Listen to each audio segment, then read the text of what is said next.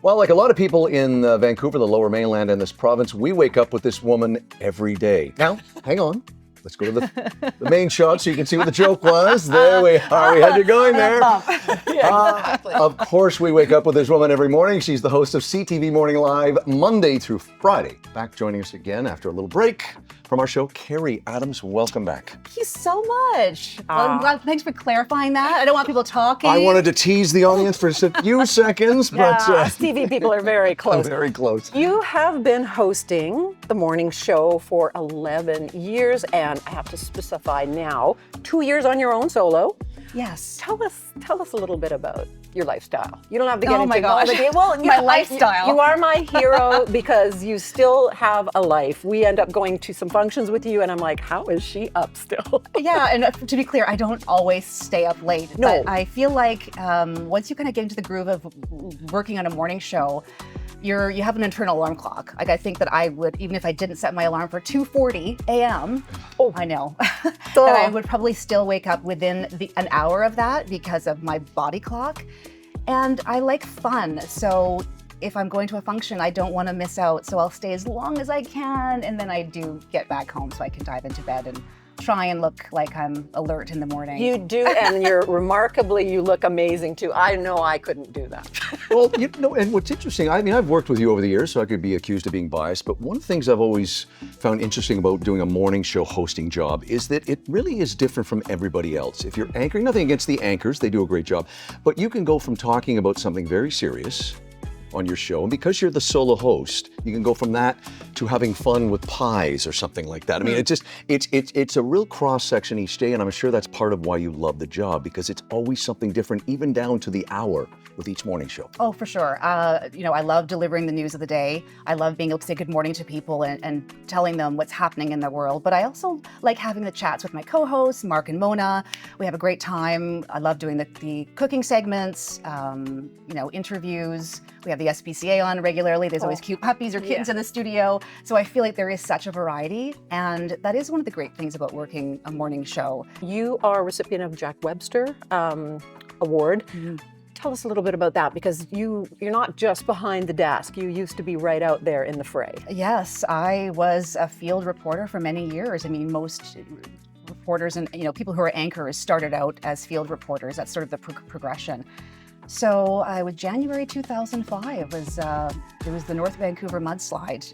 A woman died when a slide came down. It took out her home. And our coverage that day led to an award. I was one of the 4 journalists at CTV that shared that award for Best News Reporting.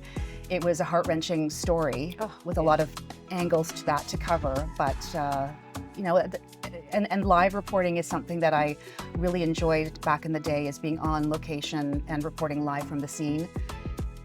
There's something about the immediacy of that. And I guess that's why I enjoy anchoring live TV as well, is because you are on the spot and this is what's happening right now. So how you handle it is so important. Absolutely. How have you found, I mean, we've all been in the business a long time, the landscape really has changed dramatically. We were just talking about before coming on camera that when we're all at events together, more her than me because I'm the old guy, but there's also a lot of social media stuff that I see the both of you doing when we're at events together. You don't want to give away too much of your personal life, but that's part of what you have to do now. And there's a whole bunch of other things too. I mean, talk about the early days when you got in. All this stuff was not around. No, there was no social media, and it was quite refreshing, actually. Yeah, I was going to say. Good old days. Do your job and then go home. That's all you have to do. Right. I mean, there has been so much that's changed. I'm trying to think back to when did I get into the business. I was working in Edmonton. I went to NATE, and it was the early 90s. So my first reporter job was in probably 95. Moved to Red Deer in 97. I was shooting my own material. I had a camera on my shoulder. For 2 years, I was driving around central Alberta covering stories, everything from politics to agriculture, and then back to Edmonton. Live reporting was just coming out at that time. We were just seeing the emergence of that. That was exciting times. But yeah, social media wasn't part of it. That sort of need to sort of self-promote as you go and to be seen and be at functions. And I think that people who do it today, they can appreciate that, yes, it gives you an element of promotion. You can tell people what you're doing before they get to see it on TV. I guess if people see you in their homes every day, there is a expectation of, hey, Keri, best friends. Yeah, I value that people sometimes follow me just on social media and don't actually watch the show. Well, though I don't know why they're not watching the show. Doesn't make any sense to us. But there's people who actually have not actually seen me on TV, but they still follow me. So there's two audiences there, and in many cases, obviously they merge, but it's interesting.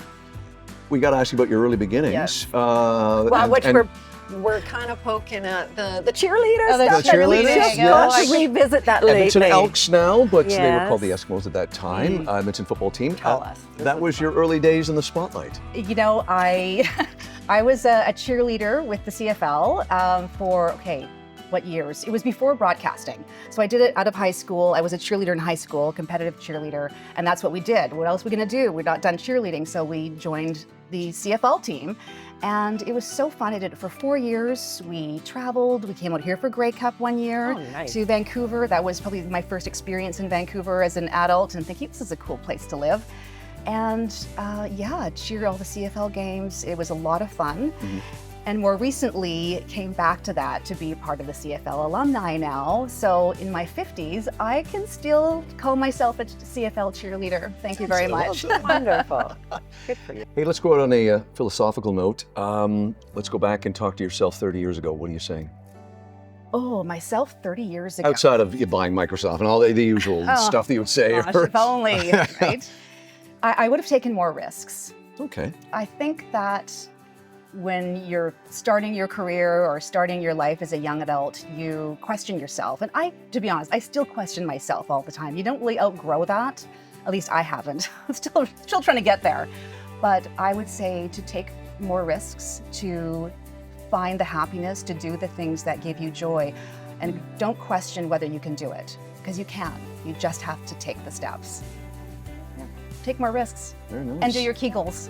Wow. I think we end on that. That sounds great. Great advice. Hey, Keri Adams, our old friend. I think this is your third or fourth time on the show. This is second, actually. No, you were on the show back. Yes. This is my third time. Third time. I was going to say you At were on the our red brand. carpet years ago with Mark and a few other folks. And we also had her at El Nido. Wow, great memory. Yeah. Well, that's what I was thinking of. No, you were on one other time. We're talking like the cameras like aren't rolling 3 or 4 anymore. But times. you were on Yes. briefly in like 17 at the Wendy Cochia's winter That's event right. for autism. That's yeah. right. Yeah. Very Good brief. memory. Oh my gosh. But Not really that good, Nice. Keri, 4 actually, times. but 4 I'm a times. regular. She's You almost, are. she's almost getting the blazer for a long time. Well, it's not really the Jack Webster Award. No, it's not. It doesn't have the Reporting, but prestige, but hey, city tonight. it's Keri Adams. Watch your weekday mornings on CTV Morning Live. Keri, thanks for joining us. Thank so you. much. Excellent Thank to you have both you. of you. Great. Cheers.